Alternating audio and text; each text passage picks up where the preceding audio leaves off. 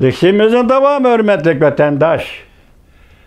Bugün çislak 2022 yıl 9. ayının 13. günü.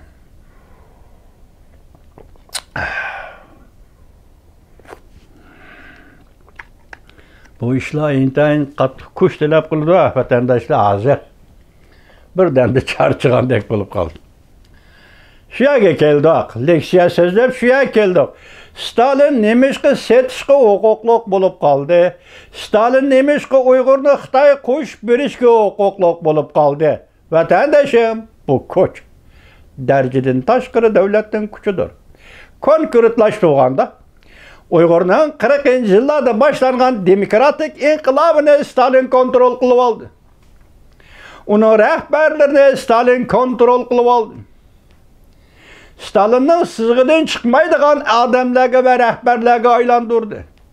Demek inkılapni kontrol kılıp aldı. Zemin ve tupraqni Uygur'un vatanini Stalin kontrol kılıp aldı. Şunu alalaydı hem satalaydı. Şu vakti Stalin hem alalaydı hem satalaydı.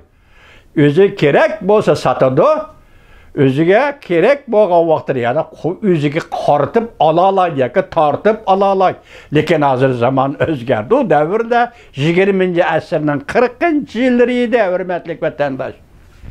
Şunu demişki Stalin qo'shpadi, Stalin undaq dedi, Stalin mundaq dedi. Balki buni tushunmay anqiramay qilishinglar mumkin mana shundaq. Ola dereceden taşqari çoğ devletler onun üstüge Uygur'un 40. yıllarga demokratik inqilobini kontrol qilib olgan devlet.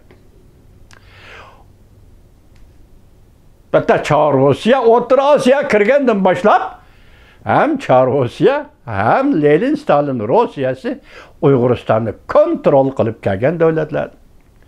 Endi murojaat chiqqancha Junanxay Cumhuriyet Halk Cumhuriyeti'nin reisi Xi Jinping efendi. Gördünüz. Hazır sizin Şincan siyasetiniz mağlup oldu.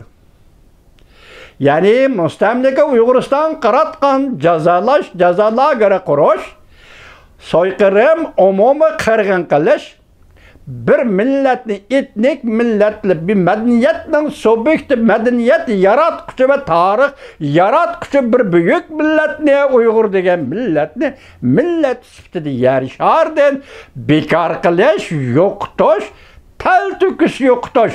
Bu Cumhuriyet Kompartiyasının ve sizin siyasetiniz bulup geldi. Bugün bunu halkara cemiyet kabul kılanmadı. Amerika Qo'shma Shtatlar hükümeti siyasi maqsadi var degan gapni demayli qo'ying. Amerika Qo'shma Shtatlari, Amerika xalqi bir madaniyatning dunyodan yo'qolib ketishini xohlamadi. Bir medeniyet egisinin yoki bir milletning Uygur degan milletning dunyodan yo'qolib ketishini xohlamadi. Şuna Amerika avval bu meselege insonparvarlik bilan, odamgarchilik bilan muomala qildi. Lekin siz qabul qilmadingiz, siz tushunmadingiz, tushunsingizmi qabul qilmadingiz Rais Xi Jinping. Junanxay. Bugun şuna sizni siyaset mağlup oldu. Enlikli men tunigen sözüldüm, leksiyani vatandaşım, Amerika Qo'shma Shtatlarning siyosati o'zgardi. Yiroq aytganda bu yil 5. ayning 2. kunidan boshlab o'zgardi. Tuniganda bir Amerikalik olim professor debdi, bu yilning bahorida yoki 2. 3. aylardan boshlab Amerikaning siyosati o'zgardi. Amaliyati Amerikaning siyosati o'zgarganligining eng belgilik dalili o'tgan yil 8. ayning 15. kuni Afg'onistondan chekindi. Demek bu yıl 3. aydan başlap Amerika Qo'shma Shtatlarining siyosati o'zgardi. 5. ayning 2. kuni Tayvan torbeti Amerika Qo'shma Shtatlari Davlat Mahkamasining Tayvan torbeti yangilandi. Tayvan mustaqil bo'lamdi, chatig'imiz yo'q. Tayvan mustaqilligini tanlab olamdi, chatig'imiz yo'q. Biz bunu senin müstakilliğin karıştırırız mı demeyimiz hazır, yoki seni kollayımız mı demeyimiz hazır. Bu tamam senin ihtiyarın. Demek Amerika'da siyaset o'zgardi. Yani bir aytib qarayın, Xi Jinping efendi kichikgina bir qisturma. Dal shu vaqtda 5-oyning 2-kuni Amerika Qo'shma Shtatlari Davlat Mahkamasining tor betida shu so'z o'tirg'i chiqibdi 5-oyning 8-kuni. Uyg'urlarning faoliyatchisi vatanparvari Sitim Tümtürkning Türkiye hava yo'llari orqali Washington Dallas aeroportiga tushganligi Amerikada siyosiy faoliyatchilarni to'liq tushunish yoki tushunmaslik o'rtasida qoralash va oqlash o'rtasidagi fikr talash tortishlar bo'layotgan mushundaq bir paytda Sitim Tümtürkning Dallas aeroportiga yetib kelishi ishonimanki Amerikada Uyg'ur siyosidagi yana o'zgarishning, yana bir qatimlik o'zgarishning boshlanishi edi. Rais Xi Jinping sen şunu görüverin ki bugünkü dünyada bo'layotgan ishlarning hammasini yig'ib aytganda men boshda aytdim. Amerika Qo'shma Shtatlari hukumati bir madaniyatning dunyodan g'oyib bo'lishini xohlamadi. Bir madaniyat egasi Uyg'urning millat sifatida Xitoyning qo'lida halok bo'lishini xohlam. Shunga bugun Birlashgan Davlatlar Tashkiloti Kishilik huquq komiteti sobiq valisi Michel Barchilik 8-oyning 31-kuni ishdan ayrilgan vaqtga kaç soat Washington vaqti soat 5ga 10 minut qolganda Uyg'urlar to'g'risida doklad e'lon qildi. Bugun siz Samarqandga ketyapsiz, Rais Xi Jinping. Men başta aytdim, bu mesele çoxum o'ttirg'i chiqadi dedim, o'ttirg'i chiqadi. Balki siz mushu nuqtada Prezident Vladimir Putindan maslahat so'rash uchun, maslahat so'rash emas, endiki qadamda bu ishda qanday o'rinlashtiramiz degan fikr bilan Samarqand kelayotgan bo'lishingiz mumkin. Chunki hozir Jungoning ichki vaziyati sizning chet elga chiqishingizga yo'l qo'ymaydi. Lekin siz hozir tavakkalchilik qilyapsiz. Yoki Jungo Kompartiyasi o'zi shu holga kelganda sizning chet elga chiqib, Prezident Vladimir Putin bilan mushu ishlarni so'zlashishga sizga ruxsat qildi debmi faraz qilaylik. Shunga bizning sizga qiladigan murojaatimiz shukanki, Rais Xi Jinping endi siz Davlat Mahkamasi, Jungo Davlat Mahkamasining arxivini ochsiz. Mavzudon Jungo'nun daisi mavzudon Jungo inqilobi mavzuning gepicha. Jungo inqilobi g'alaba qilgandan keyin Qizil armiyasini boshlab Beijing shahri atrofidagi Shibeypo'ga keldi. 1-oyning 49-yili 1-oyning 31-kuni Rossiyaning diplomatiya ministri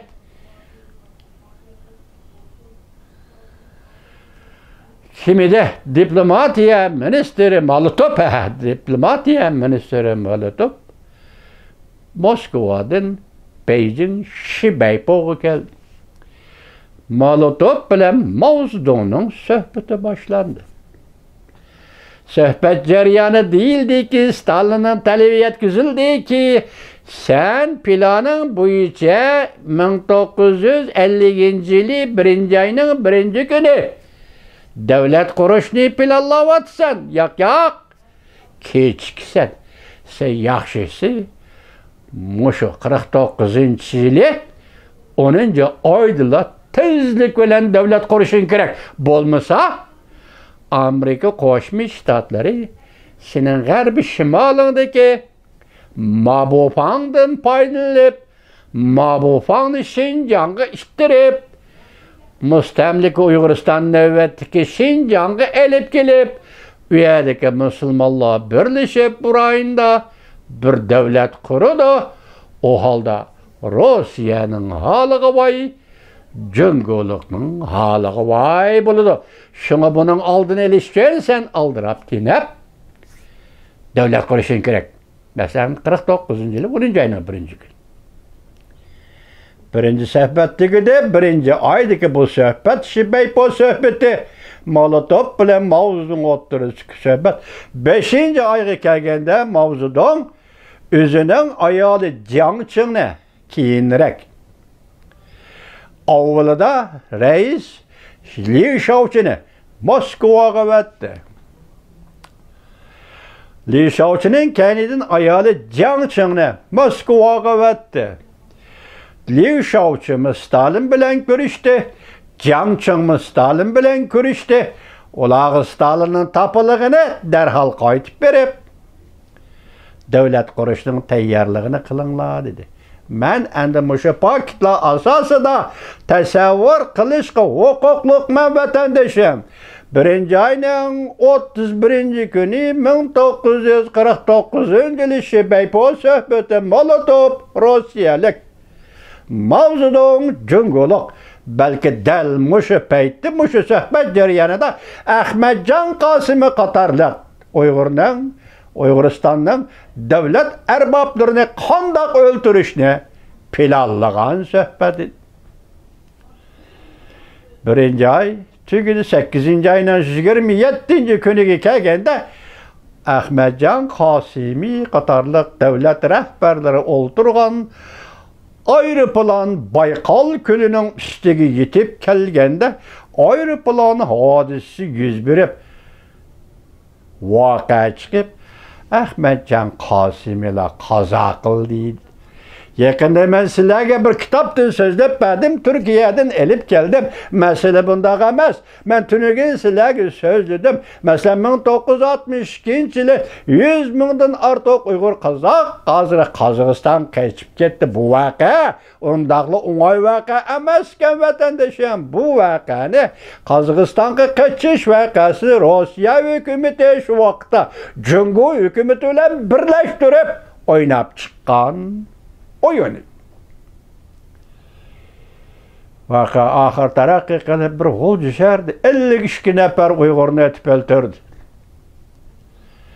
Bu 1962-yili ili cho'chak vaqasi deyildi. Uyg'ur tilida 5-oyning 29-kuni g'ul jishardi. 100 berga vaqa.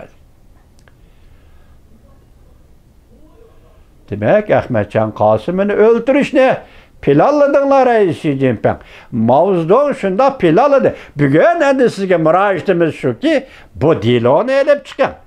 Dunyoga oshkorlaysiz. Mumkin emas. Rossiya arxivda oqtirib chiqibla oshkorlaydigan bo'lsangiz ham buni oshkorlash. Uyg'uriston masalasi hal qilishning tubki negizi, material asosi, tarixiy asosi, siyosat asosi Ahmadjon boshchiligidagi bu doira qani.